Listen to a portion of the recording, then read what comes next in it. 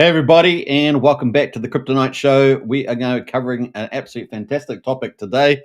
Of course, we'll be looking at the shocking truth about China's Navy live fire in the Tasman Sea, and of course, Australia and New Zealand panic. As you guys know, I'm from New Zealand, so it is a direct impact on me in terms of the political ramifications, and yeah, pretty big deal. So we're going to get into all that. Hope you guys enjoy it. Now, many of you around the world may not even be familiar with this happening. We're also going to look how China is expanding into the Indo-Pacific, and particularly as far now as the Cook Islands, and of course a very controversial deal there being made there. This has big ramifications.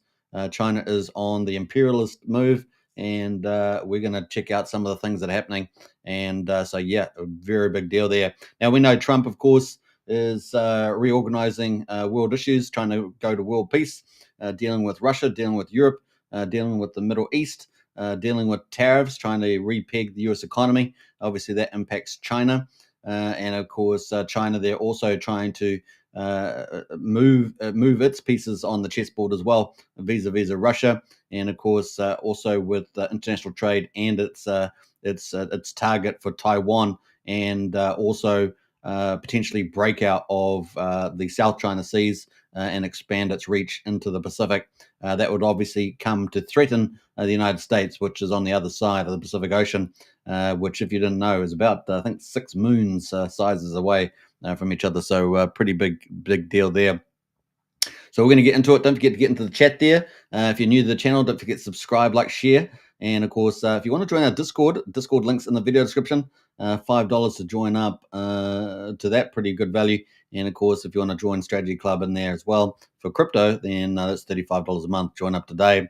Without further ado, let's get straight into it and cover this very exciting topic, the shocking truth about China's Navy's live fire in the Tasman Sea.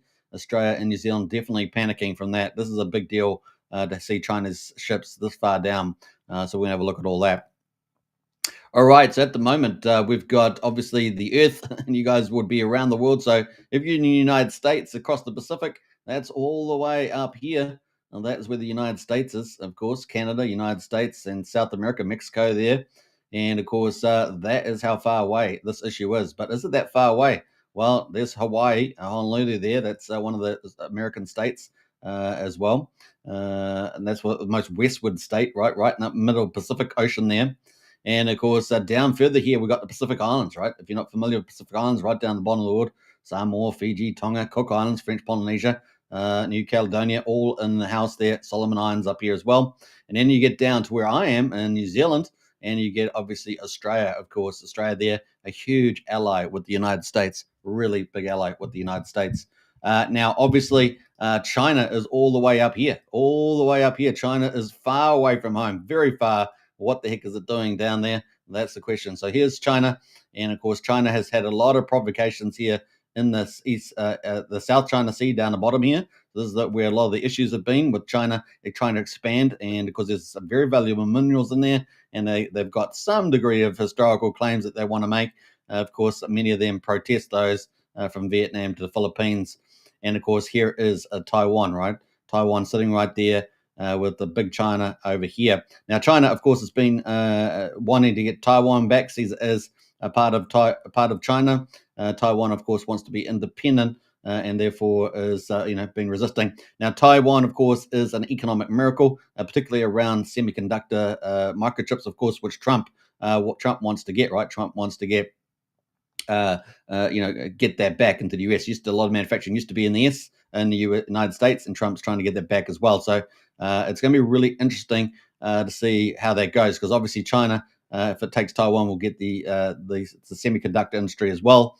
Taiwanese people, of course, want to be independent and free, and of course they live in a relatively free society compared to China, which is an authoritarian communist state, right? So it is a very, very big deal. Now, of course, many people, and I'm one of them, hold to the fact that China doesn't just want Taiwan, but actually would want to break out of the end of the Pacific there, because they want to be the number one power in the world, right? Take America's place. So that's going to be a very serious issue there. So we're going to scroll down all the way down, back down to Australia. So if you think about it, this flotilla from China, this naval force with two advanced fighting ships, one supply ship, and potentially a nuclear submarine, or a submarine at least, with the contingent, is come all the way down to Australia here, all the way down. This is miles away from home for what? For what? Well, obviously to intimidate, right? So obviously to intimidate, and they've done live fire here. They were up in the Coral Sea, originally seen up there. And then they came floating down into the Tasman Sea. Tasman Sea, for those who are not familiar, is between Australia and New Zealand. The seas can be extremely rough there, given the Antarctic is down the bottom here. So if you've not been down there, which most people haven't, I think there's only a couple of thousand people, most have been down there. This is very dangerous seas when the weather's very bad. Now, Tasman Sea, that's where the Chinese military Navy flotilla is, and they've been doing live fire drills at least twice that I'm aware of down here. And of course, that's caused great alarm to Australia and New Zealand. And of course, it's not just that they're allowed to navigate they've got freedom of the seas. They're allowed to navigate there. Of course, they've come very close to the Australian economic zone, just off the coast of Australia there.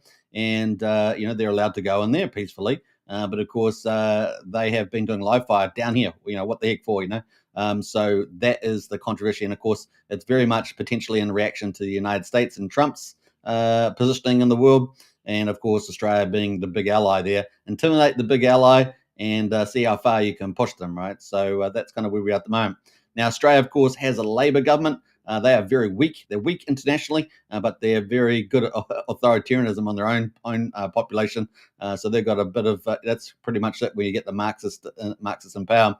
Now, New Zealand has a national party. They're socially conservative to some degree. They're economically conservative to some degree, but they're socially progressive, at least dominated by social progressives. So it's not too much different from Australia from that point of view. So we got that. They've also got very weak leadership. We got Prime Minister Luxon. He doesn't have a clue what he's doing. And of course, here we are in the Tasman Sea with these ships. So New Zealand and Australia both panicking at this event. It has been really a big deal there.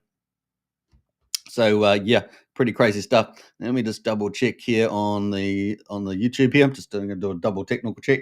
So that's kind of that's laying out the scene at the moment as well. So I hope you guys can see all that. It looks all right. Just double checking the technology there. So this is New Zealand and this is Australia, and the Chinese are down there with their military fleet. What the heck? What the heck? And of course, the only thing that protects Australia and New Zealand is the big ocean, generally speaking. So that is where we are at the moment. Now, we've got a bit of video clip we're going to play to summarize this, and then we're going to get into the detail about this big event. The drama involving Chinese warships in the Tasman Sea has escalated with a second live firing drill this afternoon. It comes just a day after a similar incident in which passenger jets were forced to change course with little warning. Tonight, the opposition and security experts are calling for a stronger response from the federal government. The Prime Minister on a pre-election campaign trail in must-win Tasmanian swing seats. Nice to meet you, Maya. But in waters east of the Apple Isle, Chinese ships in the Tasman threatening to upset the Pacific. This afternoon, the Chinese Navy, for the second day in a row, advising of live firing activity. New Zealand's Defence Minister confirming their Navy observed live rounds being fired from the Chinese ship's gun. Foreign Minister Penny Wong raising concerns over yesterday's live fire drill alert, meeting with her Chinese counterpart. Our meeting today also enables us to discuss again our expectations around safe and professional military conduct. I don't think we have a satisfactory answer from China as to the question of the notice. Last week, a Chinese jet released flares just metres in front of an Australian surveillance plane. The same week, the Defence Department made public that they were monitoring 3 Chinese warships sailing in the Coral Sea. Those ships made their way down the east coast yesterday, forcing the diversion of passenger planes mid-flight after radio warnings live fire drills would be conducted in the Tasman Sea. Mild and diplomatic rebukes by the Australian government whenever one of these incidents happen is not deterring the Chinese from doing it again and again and again. I think what we've seen from the Prime Minister and his Defence Minister is a pattern of weakness over the last 2 years. They are in international waters. They are completely within the bounds of international law. Our own Prime Minister knocking back suggestions the government should impose any stronger rebukes like restrictions on trade. You do know that most of the trade goes from here to there, not the other way around. Tonight, new details of a deal struck between China and the Cook Islands to build more ports and ships, reinforcing that our biggest trading partner continues to be our biggest security challenge. Amanda Kopp, 9 News. All right, so that last bit there about the Cook Islands, we're going to cover that issue as well, because that's China's expansionary behaviour. And this is even more alarming than potentially these ships firing away, so has longer repercussions. But that is where you saw the Australian Prime Minister, the New Zealand Prime Minister, both pretty relaxed about it, and of course telling people not to worry about it. But it is pretty unprecedented. So we're going to look at that. It's pretty crazy to see a Chinese flotilla. Now they did give some sort of notices that they were going to do live fire, but it was very short notice.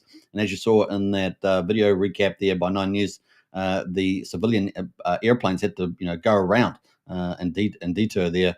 Because of that. And these two Chinese warships in particular are very advanced. So it's pretty crazy.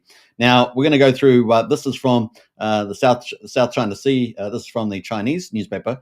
So we're going to have a look at that. Where China's unprecedented naval drills in Tasman Sea signal to Australia and New Zealand. What is the signal there? What is it? And I said to you, it's clearly intimidation there in response to a partner of the United States. So the drills conducted near a busy air corridor have prompted both countries to enhance surveillance and collaboration with allies.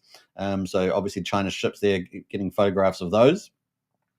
Now, these incidents had happened on Friday and Saturday last week, and they've still been loitering as far as I understand it. China's unprecedented live fire naval drills in water in Australia and New Zealand raised significant security concerns, with analysts suggesting that Canberra and Wellington, the two capitals of Australia and New Zealand respectively, are likely to step up air and maritime surveillance capabilities to better monitor Chinese naval activities. Now, this really gets our navies in Australia and New Zealand actually doing stuff that they typically are supposed to train to do, right? Dealing with a military adversary. Obviously, China is the second biggest military in the world, so it's quite the beast, as it were. Both countries are also expected to invest in a wider range of intelligence, surveillance, and reconnaissance capabilities, including working with the United States and other partners. On Friday and Saturday, a Chinese Navy flotilla consisting of its most powerful warship, the Type 055 Renhai class cruiser, held 2 live fire exercises in the Tasman Sea, which prompted passenger planes to change course mid-flight and raised concerns amongst officials in both countries. Describing the drills as unprecedented, New Zealand's Defence Minister Judith Collins said on Monday that Wellington, that's the capital of New Zealand, had never seen a task force of this capability doing that kind of work. Now, we're going to talk about what that task force is, but we'll come up to that a bit later. The weapons that have extreme capability. This ship is full of extreme capability. One has 112 vertical launch cells, and has a reported anti-ship ballistic missile range of 540 nautical miles. So it's quite the beast of a military ship. On Saturday, Australia's Prime Minister Anthony Albanese said that even though the Chinese drills complied with international law, Beijing could have given more notice, and it's probably a fair call there. But of course, it's all part of giving short notice and getting it out there. Now, of course, Chinese officials will protest that, saying that they gave plenty of notice, but it is pretty scary. Now, typically 12 to 24 hours notice is given for such drills, but Collins said that Beijing only provided a couple of hours, and that, of course, is disputed from the Chinese officials. On Saturday, Australia's Foreign Minister Penny Wong requested an explanation from her Chinese counterpart. Of course, we saw Penny Wong in the video there with Chinese officials, counterpart Wang Yi, when the two met in Johannesburg on the sidelines of a G20 foreign ministers meeting. Now, Penny Wong is a pretty useless MP, but anyway, doing the job there at the moment, at least expressing some issue there, expressing that China's actions were in full compliance with international practices and did not affect aviation safety. China's Defence Ministry on Sunday accused Australia of hyping up the drills and deliberately exaggerating the situation. Now, it is a pretty unprecedented and unusual thing for the Chinese flotilla to be down in Tasman Sea between Australia and New Zealand, and the timing, of course, is pretty hilarious vis-a-vis the United States and, of course, President Trump's changing of world politics.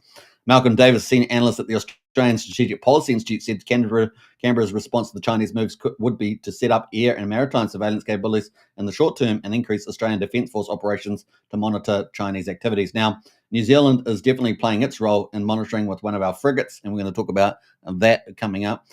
In the long term, we could see greater investments in a wide variety of intelligence and surveillance and reconnaissance. So that is what Australia is going to probably be looking to do. David said the Chinese deployment sparked real concern and intense debate in Australia because the manoeuvres came on the heels of Beijing's very aggressive actions in the South China Sea, with obviously that flare that was put out of the plane in front of an Australian plane there. On February the 11th, the Chinese PLA J-16 fighter jet released flares within 30 metres of the Royal Australian Air Force PAA Poseidon, which was conducting a routine surveillance patrol in international waters in the disputed waterway. That's the South China Seas. And that was from the Australian Defence Minister there. Describing Beijing's move over the weekend as strategic signalling, Davis said they also indicated willingness and capability to project naval capabilities against Australia at a time of its choosing. So there is a big deal here as well. He also noted that China's growing presence in the South Pacific, especially in the Cook Islands, boosted the perception that it might use the implicit threat of force to coerce states in the region. And of course, we're seeing that now they're as far down the South Pacific. They've been going from island to island, but now they're down as far as the South, as the Cook Islands. That's incredible. So we're going to talk about that in a minute. The Cook Islands announced on Saturday that it had struck a 5-year agreement with China to explore deep sea minerals, and it goes much beyond that. So we're going to talk about that. Troy Lee Brown, a research fellow at the University of Western Australia's Defence and Security Institute, said Australia's exercises in the Tasman Sea likely reflected a strategy to broaden and strengthen its naval presence and regional influence. They could also be aimed at stretching Australia's naval capacity. Australia regularly sends Royal Navy assets into the South China Sea, and the PLA Navy are likely returning the favour, and that's true too. It's probably will cause Australia and New Zealand decision makers to reflect on naval capability, but any action addressing concerns about capability would take years to roll out, and that's the problem, right? It takes years to adjust. If you've been asleep at the wheel, that is a big problem there. Now we've got a comment here, I think, coming in from Anita. Good to see Anita. Been like the Supermans there for sure. And we got Anita says they found a washed-up Chinese explosive on a Sydney beach this morning. Wow. So it just goes to show you, pretty crazy, right? That is so close, indeed. Now, what we got here? We got China was likely quite happy with New Zealand, had taken notice, Miller said, given Wellington's increasingly pro-US and more hawkish positioning. Well, New Zealand's going to have its own problems with the Trump administration because Trump's on the right path and New Zealand's on a really bad path. So I'm going to do another video on New Zealand because New Zealand's going down the gurgler. We're going to become a third world country before we know it. It's terrible, all the things happening here. While the possibility of Wellington joining AUKUS Pillar 2 remain on the table, Beijing was perhaps keen to send a signal to Australia at the start of the US president's Donald Trump's administration. That's what I was saying, with all the stuff that President Trump's doing, which is, for the world's peace. China there still on its aggressive positioning now. So AUKUS, of course, is the arrangement between Australia and New Zealand Australia, United Kingdom and the US. It includes two main components. Pillar 1 involves providing Australia with nuclear-powered submarines, and of course that won't be something that China likes. And while Pillar 2 focuses on collaboration and advanced technologies like quantum computing, artificial intelligence, and hypersonic weapons. Now, if you haven't checked out my show yesterday, I covered artificial intelligence, so definitely check that out.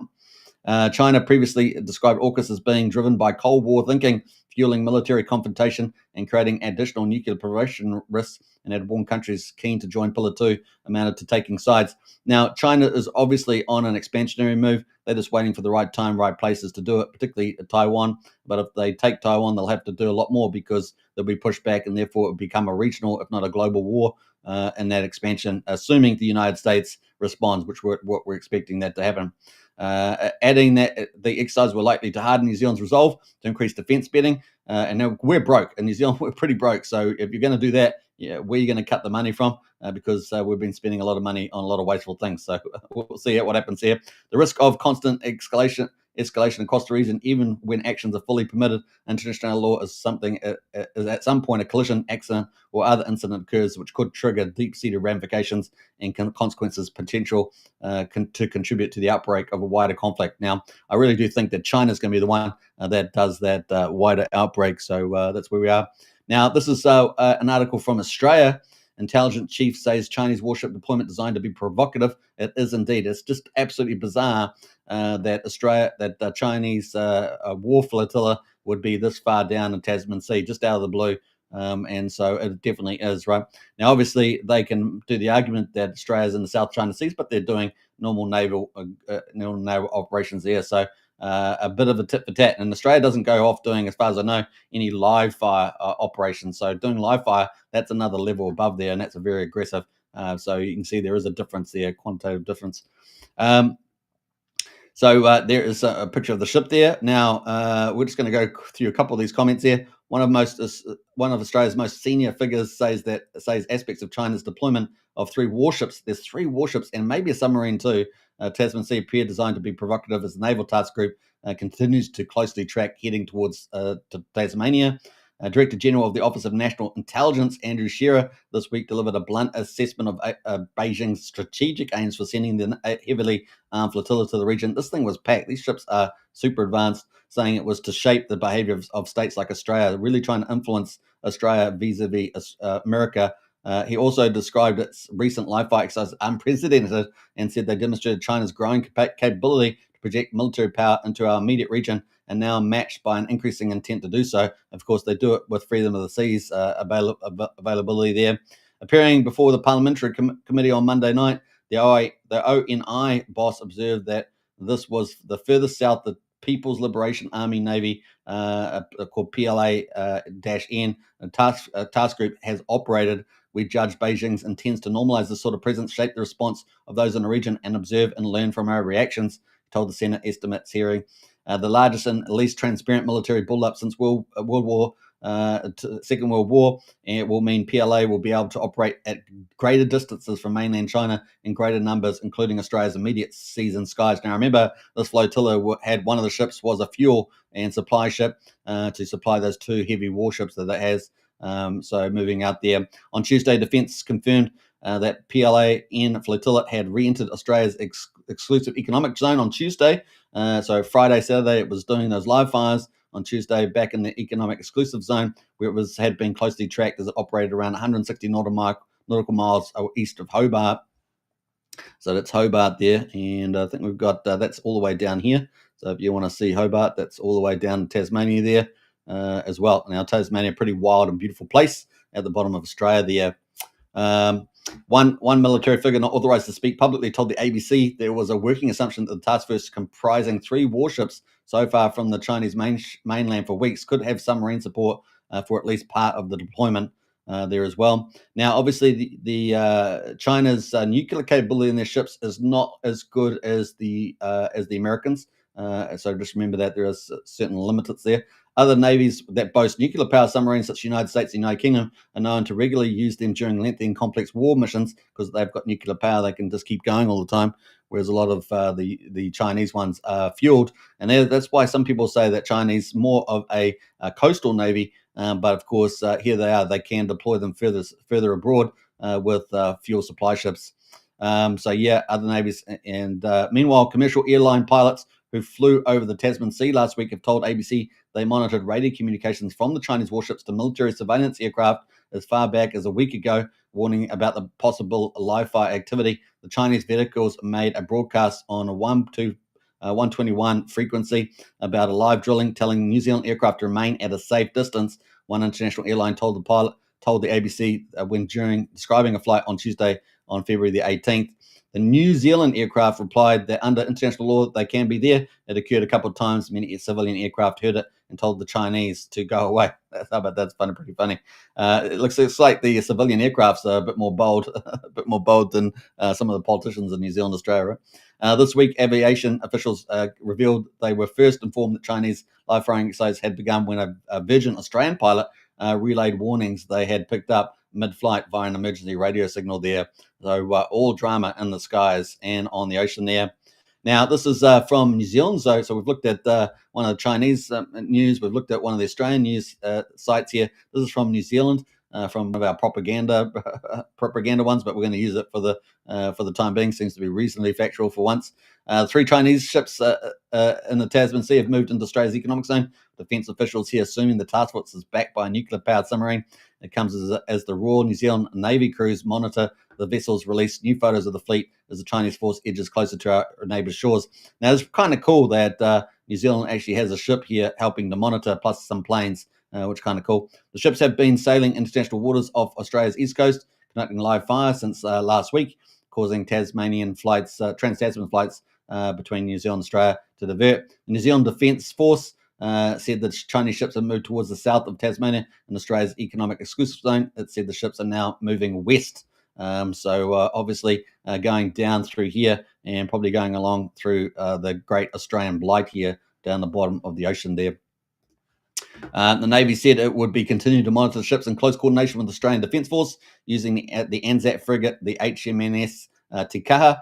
So that means stand strong, Te Kaha there. I'm not sure why we don't have a frigate that has a Pakeha name on it. It's an English name, but hey, that's a story. That's another discussion. At the Maritime Sustainable vessel, the Aotearoa, another ship there. Don't know why that's not. That's should be called New Zealand or something. But hey, look, there's a lot of politics been going on in New Zealand hands trying to wipe out the Pakeha history in New Zealand. That is where we are at the moment. But it's good to see one of our frigates there getting involved. Yesterday, the New Zealand Defence Force said the ships were 218 nautical miles off Hobart in Tasman, and they were previously off the coast of Sydney. And so, if Anita was talking about that explosive coming there up on the coast in Sydney, that does seem to be a case. Wow, explosive! That's pretty crazy, right? I haven't seen an image of that, so I might look at that after the live stream. Last week, the Chinese military came into scrutiny for not warning Australia and New Zealand of drills being performed. And of course, the RNZ report the fleet consists of a Jinkai class frigate, the Hing Yang, and a Reinhei class cruiser, the Zunyi, and a Fuchi class replenishment vessel, the Wishanhu there. Hopefully I've said that reasonable justice. On Tuesday, the New Zealand defence officials confirmed that the Chinese flotilla had re-entered Australia's economic exclusive zone, where it was being closely tracked as it operated around 160 nautical miles of Hobart. A military figure not authorised to speak told ABC there was a working assumption that the task force comprised 3 warships so far from the Chinese mainland, could have a submarine, and supports some pretty similar information what we've seen from the Australian and the Chinese side there. Other navies have boasted nuclear power submarines, and they typically use it, of course. Now, Defence Minister Judith Collins of New Zealand government didn't know if they intended to come closer to New Zealand, so we haven't seen that yet. So if they're coming down here from Australia, so if we go zoom out of here, coming from the Coral Sea down past Sydney here and then down past Hobart, are they going to loop back around and come back up through New Zealand, up through the west coast of New Zealand there? Well, that would be something, wouldn't it? That'd be something.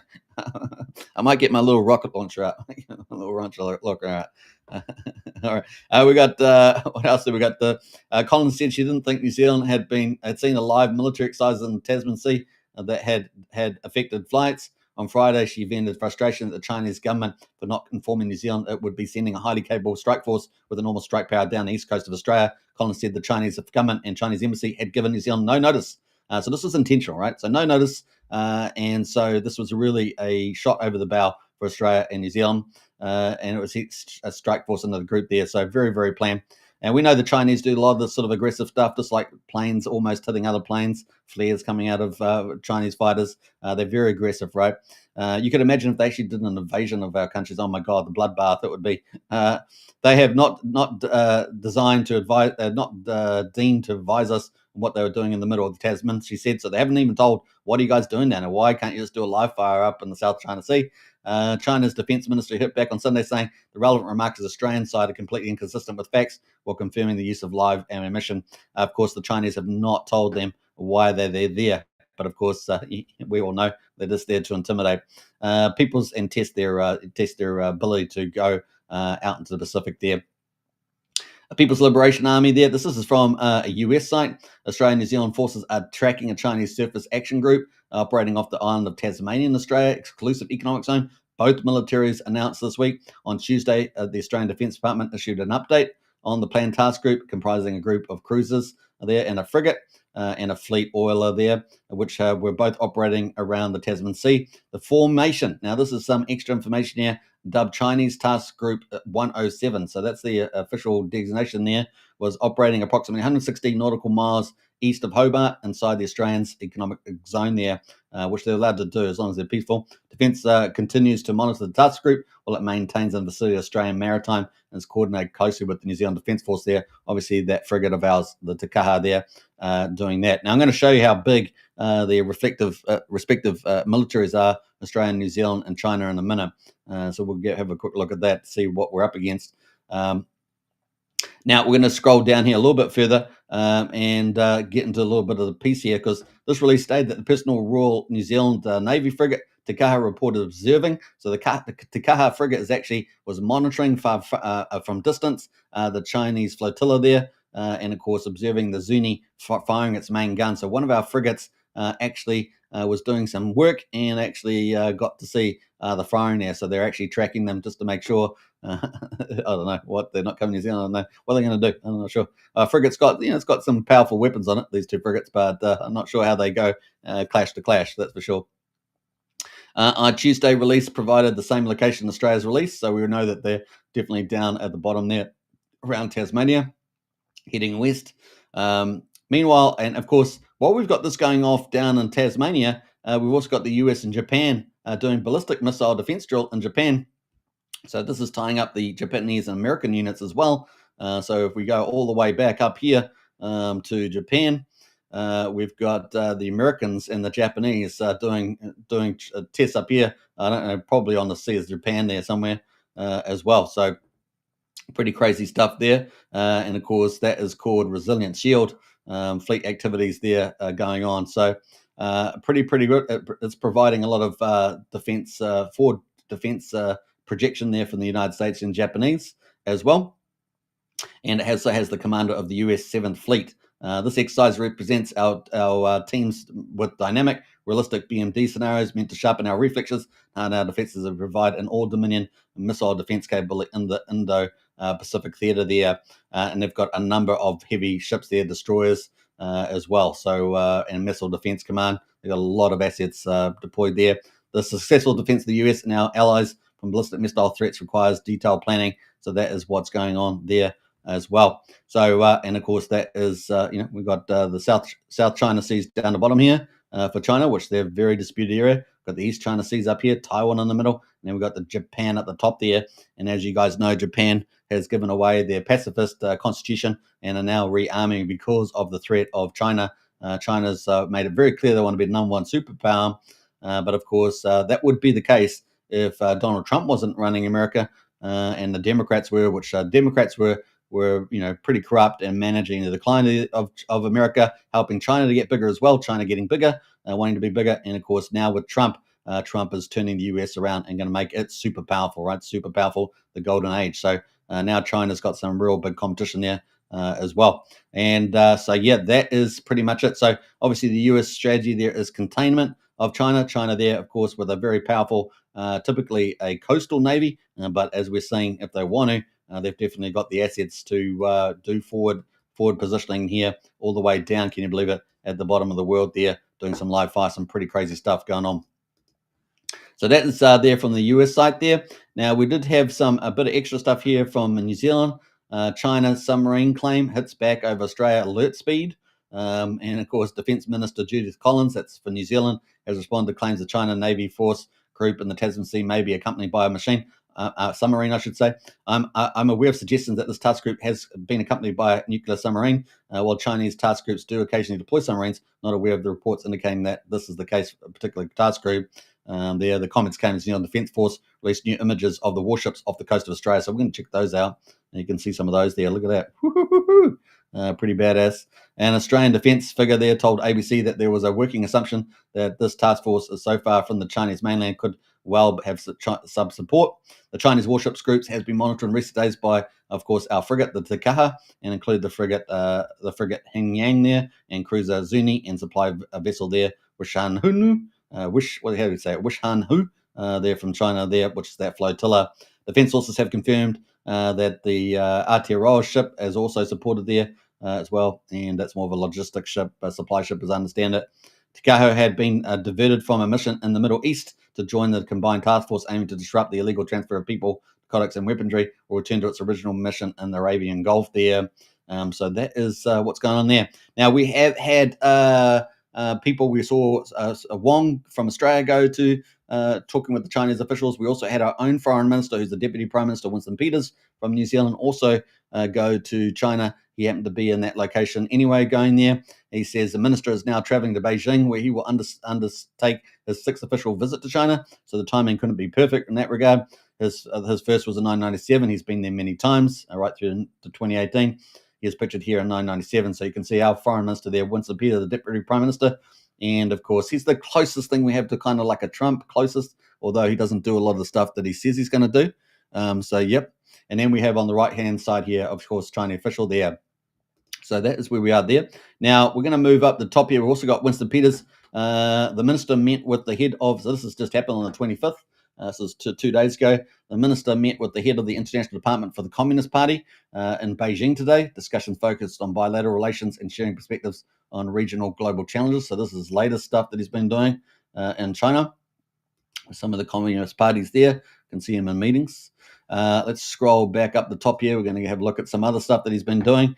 And 25th here as well, on 25th of February, the minister met with the Pacific ambassadors in Beijing. Now, this is very timely, of course, because of the deal between the Cook Islands, and we're going to talk about that next, and the Chinese. New Zealand Pacific ties run deep, and we're proud supporters of our Pacific partners in the region. And this is actually in China, which is kind of the big irony here as well. So all these different members from the Pacific countries in there as well. So that is coming up there. And then we've got some stuff here around education. They're doing stuff around education there as well. And the next one here is probably the big one. The minister met with the Chinese Vice President Han Jing in Beijing earlier today to discuss the important New Zealand-China bilateral relationship, including our strong trade ties and our people-to-people links and global issues of mutual interest.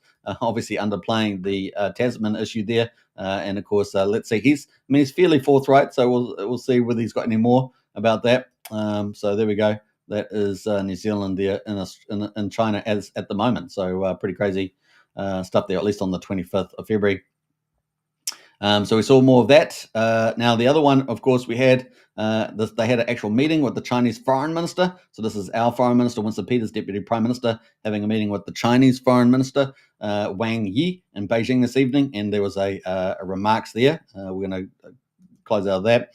And then, of course, they actually had the meeting. This is on the 26th, I think it was. 1 hour. This is 1 hour ago. This is hot off the press. This has just happened.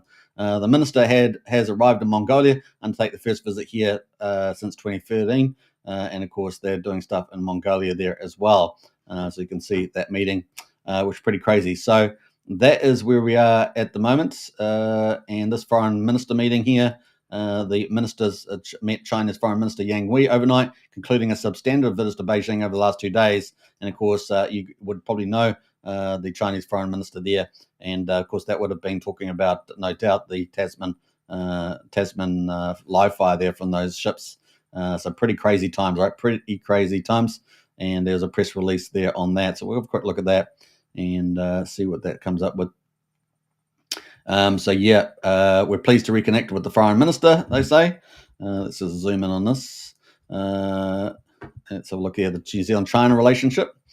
Talk about trade. Let me just jump through some of these. We also discussed strong relationship with Pacific countries. Let's see if they talked about this issue in the Tasman. So nothing, I can't see anything in there about the Tasman there. So pretty weak comment there. So obviously doing the talking behind the scenes seems to be the case there. Now, we did see some countenance here. Some people saying, well, this move is probably too aggressive from China. And of course, they're calling it a Chinese own goal. In other words, they sort of do themselves in by doing this sort of display coming out down to Tasman.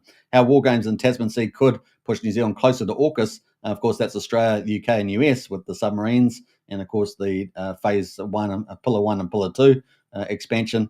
And so, that could end up backfiring on them and pushing us towards the US even more, and Australia and AUKUS which is, we don't really have the money, but I mean, if it's that could be the case there.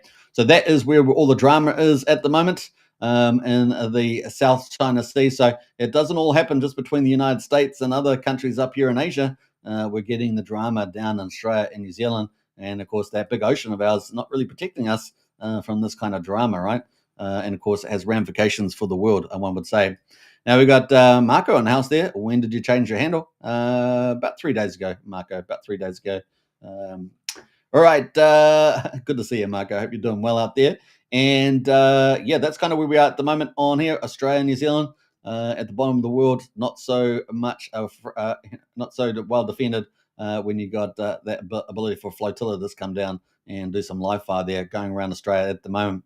All right. So now that wasn't the only drama. So obviously Australia and New Zealand under a bit of intimidation there from the Chinese flotilla. But what else are we seeing? We're seeing, I just want to bring back to where China is all the way up here. And of course, the Pacific out here, going all the way down. They've been doing lots of weird behaviors with a lot of islands in the Pacific over the years. But now they are all the way down here. Look at it, all the way down to the Cook Islands. So this is our second issue that we're going to talk about here. Cook Islands, China shock, a frog in the pond moment for Pacific security there. A frog in the pot moment for Pacific security. And of course, the new China Cook Islands deal has implications for Pacific security, but particularly for New Zealand, the United States, and Australia. And of course, this is a big, big problem, right? So this has definitely been an issue. And of course, we're going to talk about that.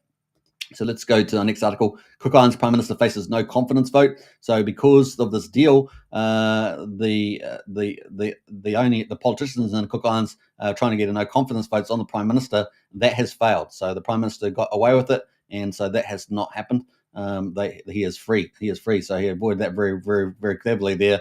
Now, of course, in the Cook Islands here, that is going to be very, very bad because that's going to establish the Chinese here. Now they're going to be looking for minerals off the coast in the deal, but they've also got a bigger deal for potentially ports and things like that. And we know that the Chinese typically use commercial ports as de facto military bases and expansion.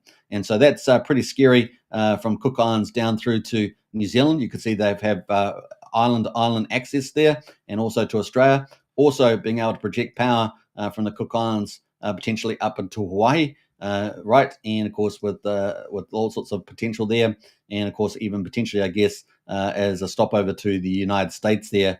And of course, that's why Trump decided to shut down. He wants to close down the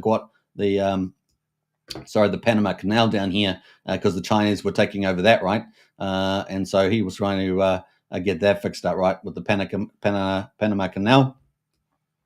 In here. So that is something that Trump was trying to shut down, was controlled by China here, because obviously if they control that, they also are on the doorstep, of course, of the Gulf of America, and of course getting access through here, through Panama, into the US, right? So that is just another pincer movement, one pincer movement by another, giving it more forward access to the United States. So that is pretty serious stuff there. Now, how big is the military? Of course, China's military obviously is huge. We can see here China versus Australia. Now, a defense budget in Australia and in China is about $230 billion or more US. In Australia, it's $42 billion, which is not too bad, but quite a bit smaller than China. Remember, the United States is the number one country with about $880 billion of budgets, defense spending there, which is pretty crazy. Now, obviously, China has lots of tanks and things like that, but they're no good unless you can transport them in big logistical ships, which, of course, China does have some. But, of course, China has a lot of military there, 1,200 fighter jets, and they've just added 500 Mighty Dragon J-20 jets there as well. Obviously, they have a huge army, having the second biggest population in the world, 3.3 million people in their army there. Rocket projections. Now, this is not so bad because it's obviously land-based and more in the South China Sea. China has 2,250 rocket projectors, and these also include supersonics, right? They have supersonic projectors, and that makes them very dangerous against U.S. aircraft carriers. Australia has none, of course. And, of course, the population of China, they're pretty big, 1.4 billion. So there we go. very, very big. Now, obviously, China there has got technically the biggest navy. We're going to talk about that, but it's not as advanced as a lot of the US Navy. So there is definitely gaps there, particularly nuclear-powered aircraft carriers. Now, at the moment, China's got I think the third aircraft carrier finishing its testing, and it's got a fourth aircraft carrier under design, which is going to be I think its first nuclear-powered aircraft carrier. That's a big deal. There's definitely trying to expand. Now, compare that to the United States, which has 11 aircraft carrier fleets, and many of those are operating around the world at one particular time. It just goes to show Australia is really trying to expand there.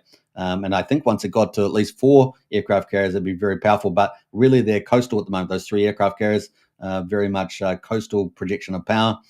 They can take fuel ships along with them, like we're seeing with this flotilla. But really, until they get a nuclear-powered one, that is going to limit them to some degree. And of course, they're adding other technology on top of those aircraft carriers as well, like electrics and things like that. Electric takeoffs. So we got tanks here. Australia has ordered 4.6 billion new M1 Abrams. So obviously it needs that for a lot of land protection. So it's got 59 there. And of course China has 3,200 tanks, right?